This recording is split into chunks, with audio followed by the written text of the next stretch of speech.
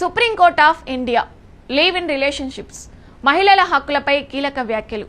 Supreme court of India ఇటీవల live in relationships మరియు మహిళల హక్కులపై చేసిన కీలక వ్యాఖ్యలు ఇప్పుడు దేశవ్యాప్తంగా పెద్ద చర్చకు దారితీస్తున్నాయి. భారతీయ సమాజంలో పెళ్లి వ్యవస్థకు చాలా ప్రాధాన్యం ఉంది. కానీ కాలం మారుతున్న కొద్దీ సంబంధాల రూపం కూడా మారుతుంది. ముఖ్యంగా నగరాలలో యువతలో లివ్ ఇన్ రిలేషన్షిప్ అనే వ్యవస్థ పెరుగుతుంది.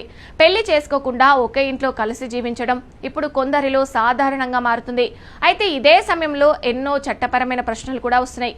లివ్ ఇన్ రిలేషన్లో ఉన్న మహిళలకు చట్టపరమైన హక్కులున్నాయా? విడిపోయిన తర్వాత భరణం అడగవచ్చా? పిల్లల హక్కులేంటి? ఇది చట్టబద్ధమేనా? ఇలాంటి ప్రశ్నలు తరచూ కోర్టుల ముందుకొస్తున్నాయి. ఇప్పుడు సుప్రీంకోర్టు వ్యాఖ్యలు ఈ అంశాలన్నిటిపైన మరోసారి దృష్టిని ఆకర్షించాయి. ముందుగా ఒక విషయం స్పష్టంగా అర్థం చేసుకోవాలి. భారతదేశంలో లివ్ ఇన్ రిలేషన్షిప్ ను నేరంగా చట్టం ఎక్కడా ప్రకటించలేదు. అంటే ఇద్దరు పెద్దవాళ్ళు పరస్పర అంగీకారంతో కలిసి జీవించడం చట్టవిరుద్ధం కాదు. గతంలో కూడా పలు సందర్భాలలో సుప్రీంకోర్టు మరియు వివిధ హైకోర్టులు లివ్ ఇన్ రిలేషన్షిప్ అనేది ఇద్దరి పెద్దల వ్యక్తిగత నిర్ణయమని వ్యాఖ్యానించాయి. కానీ అదే సమయంలో అలాంటి సంబంధాలలో మహిళల రక్షణ ఎలా ఉండాలి అన్న ప్రశ్న చాలా కీలకంగా మారింది.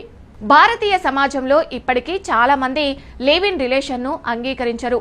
ముఖ్యంగా మహిళల పైన ఎక్కువ విమర్శలు వస్తుంటాయి. కానీ కోర్టులు మాత్రం వ్యక్తిగత స్వేచ్ఛను రాజ్యాంగ హక్కుగా చూస్తున్నాయి. ఒక మహిళ ఎవరితో జీవించాలి, ఎలా జీవించాలి అన్నది ఆమె వ్యక్తిగత నిర్ణయం అని కోర్టులు పలు సందర్భాల్లో స్పష్టం చేశాయి. అయితే ఇక్కడ ఒక పెద్ద సమస్య మొదలవుతుంది.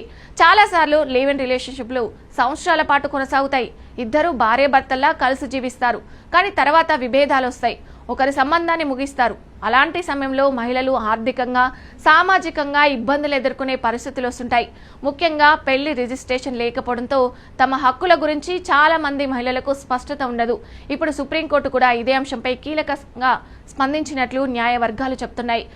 ముఖ్యంగా మహిళల రక్షణ, గౌరవం, ఆర్థిక భద్రత ఇవన్నీ కేవలం పెళ్లి అనే పత్రంతోనే పరిమితం కావని కోర్టు గత తీర్పుల్లో కూడా స్పష్టం చేసింది.